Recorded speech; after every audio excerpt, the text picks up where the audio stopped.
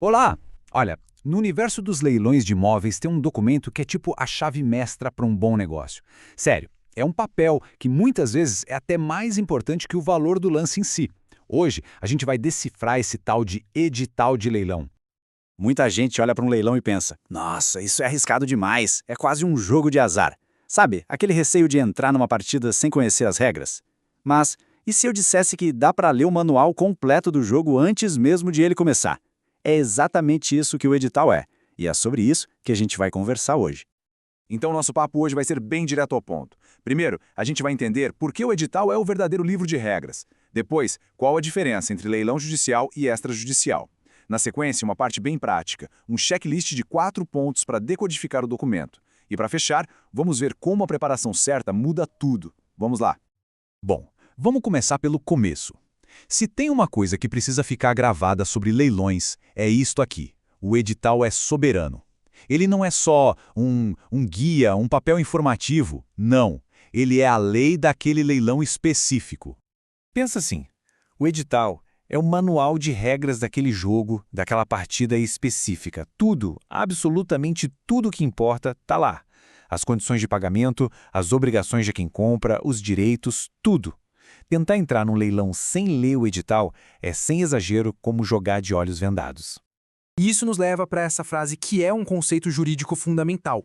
O edital faz lei entre as partes. Tá, mas o que isso quer dizer na vida real? Quer dizer que o que está escrito ali tem força de contrato. E mais, as regras do edital se sobrepõem a quase tudo, até mesmo a algumas regras gerais da lei. É muito forte isso.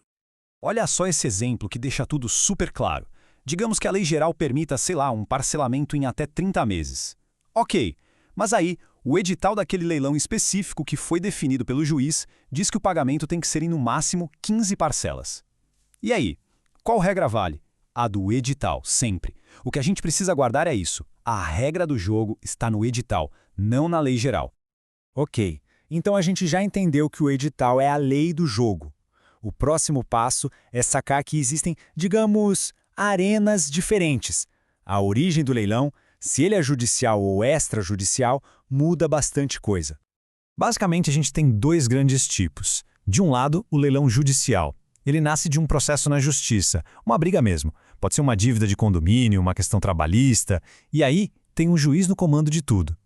Do outro lado, tem o leilão extrajudicial. Esse é o mais comum nos leilões de banco, sabe? Geralmente acontece quando alguém não paga o financiamento do imóvel e o banco toma de volta seguindo uma lei específica, a 9514. Beleza, já entendemos a teoria, o porquê da coisa. Agora vamos para a parte prática. Onde é que se acha esse documento e o que a gente tem que olhar primeiro? Achar o edital, na verdade, é a parte fácil. Ele sempre vai estar disponível no site do leiloeiro oficial daquele leilão. E no caso dos bancos grandes, tipo a Caixa Econômica, eles também costumam ter portais próprios com todos os imóveis e os editais ali, fáceis de baixar. A informação é pública, tá lá para quem quiser ver. E aí, lendo o edital, vai aparecer um termo em latim que é crucial entender: ad corpus.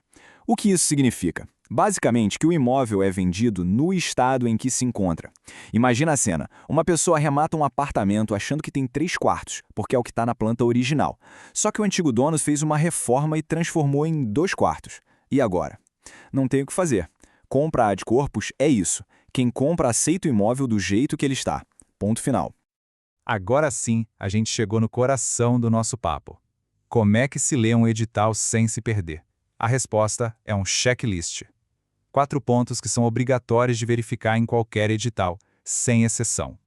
Primeiro ponto do checklist, o imóvel e a posse. Parece básico, né? Mas tem que conferir a descrição, o endereço, a área, tudo certinho. Agora a informação de ouro, a mais importante aqui, é a situação da posse. O edital vai dizer, com todas as letras, imóvel ocupado ou desocupado. E essa palavrinha, nossa, ela muda completamente o jogo, os custos e o tempo depois da arrematação. Segundo ponto, dívidas. É muito comum no imóvel ir a leilão com dívidas de IPTU e condomínio. E quem paga essa conta? A resposta está, de novo, no edital. Ele vai dizer se as dívidas se subrogam no preço. Nome complicado para dizer uma coisa simples. O valor do lance já quita essas dívidas. Se não disser isso, atenção, a dívida vira de quem arrematou, e isso pode transformar um bom negócio num prejuízo. Terceiro item do nosso checklist, as condições de pagamento. Aqui não tem meio termo, é à vista, pode parcelar, aceita financiamento e a pergunta mais importante, qual é o prazo? Porque, olha, tem edital que exige o pagamento do lance em 24 horas. Isso mesmo, 24 horas. O dinheiro tem que estar líquido, na conta, pronto para ser transferido. Não dá para vacilar. E para fechar nosso checklist, o quarto ponto, os outros custos. É um erro achar que o valor do lance é o custo final. Não é. Tem que botar na conta a comissão do leiloeiro, que costuma ser 5% do valor. Tem o ITBI, que é o imposto de transferência, tem as taxas do cartório e, às vezes, tem até custos para regularizar uma construção que foi feita no imóvel e não foi registrada. Tudo isso soma. E com esse checklist, a gente chega na nossa parte final, que amarra tudo que a gente conversou aqui. A ideia é essa, sair da posição de quem fica só torcendo para ter sorte e passar a ser quem joga o jogo de forma preparada, com estratégia. E essa frase aqui, olha, resume tudo. A sorte pode bater à sua porta, mas não gira a maçaneta. A oportunidade de um bom negócio, a tal da sorte, ela pode aparecer.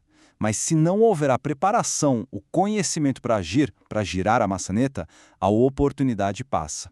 É a ação que transforma a chance em realidade.